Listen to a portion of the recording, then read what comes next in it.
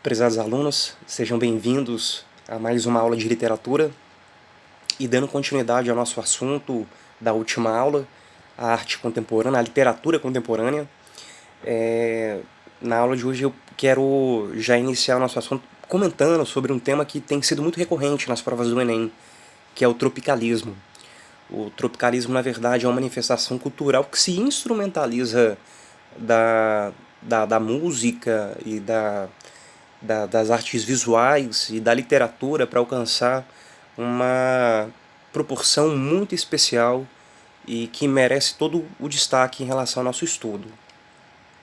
Então, por volta de 1967 e 1968, né, Caetano Veloso, Gilberto Gil, Gal Costa, Nara Leão e Tom Zé protagonizaram, né, a efervescência desse movimento, junto com os Mutantes, né? Primeiro na música, logo em seguida no teatro, no cinema e nas artes plásticas, né, também. O fato é que até então a gente estava saindo de um processo musical que envolvia a MPB e após Bossa Nova, né, que seria uma remodelização, né, do samba. E esse grupo, né, formado por esses artistas, faz mais ou menos o que o Oswald de Andrade fez em 1928 com o Manifesto Antropofágico. Né, esse grupo eles absorvem toda a musicalidade, né, da Europa, dos Estados Unidos, os instrumentos elétricos, né, e combinam com os nossos elementos nacionais, né, do samba, do pandeiro, dos elementos de percussão. E nessa mistura, né, do samba, do jazz, do rock, da psicodelia, né, surge esse movimento, o tropicalismo. Né, a música que utiliza ao mesmo tempo instrumentos elétricos e tambores. Né? E o que é curioso é que os temas envolvem a questão do urbano, né, diante do universo rural, ou popular versus o erudito, né, os jogos de palavras, bem como também a pura psicodelia. Né? Eles fazem justamente isso, o que acontecia lá nos Estados Unidos, lá com o movimento hippie, por exemplo, e o rock, né, a efervescência do rock, eles dão um passo a mais em relação à música nesse sentido.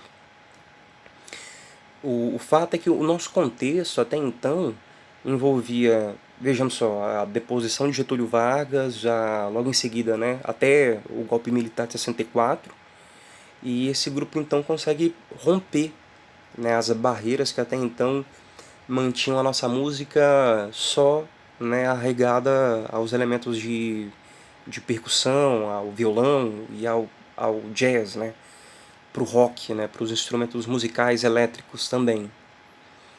Na literatura, a partir da década de 70, a nossa ênfase é principalmente em relação à crônica. Né? Até na aula anterior a gente já havia comentado um pouco sobre isso, né? Esse relato simples, que procura o híbrido, né, entre o jornalismo e a literatura, com o Rubem Braga, Fernando Sabino e até mesmo o Sérgio Porto, né, que utiliza o pseudônimo de Stanislau Ponte Preta.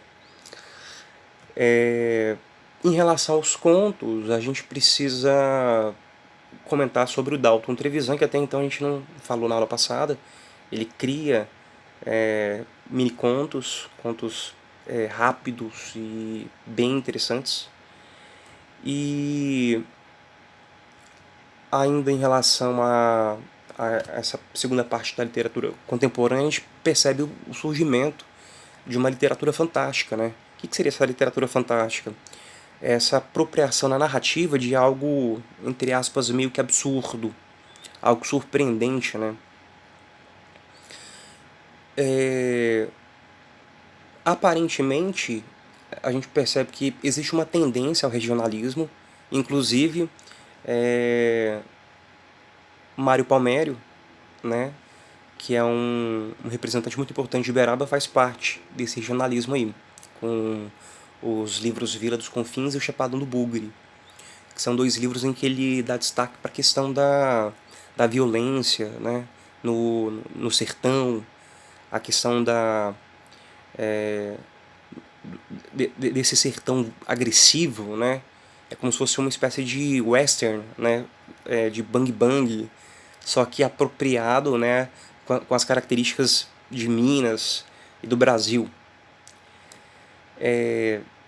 Resumindo, assim, de 1970 até os dias atuais, a gente vai perceber, assim, que a nossa literatura ela vai seguir uma certa tendência, né? Algumas tendências.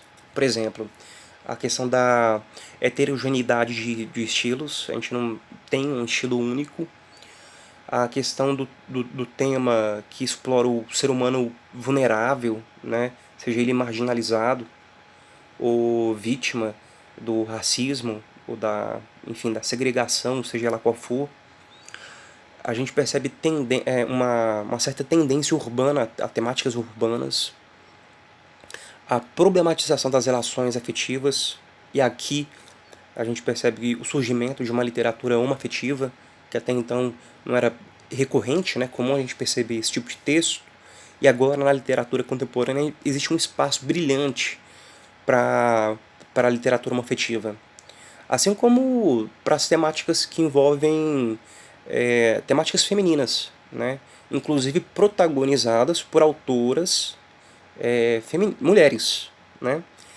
Há uma espécie de resgate histórico e cultural, mas principalmente também o humor, inclusive com Luiz Fernando Veríssimo, né, que a gente já havia comentado. No próximo encontro, a gente fecha esse assunto e avançamos para um próximo tópico importante. Por enquanto é isso. Valeu pela participação. Obrigado.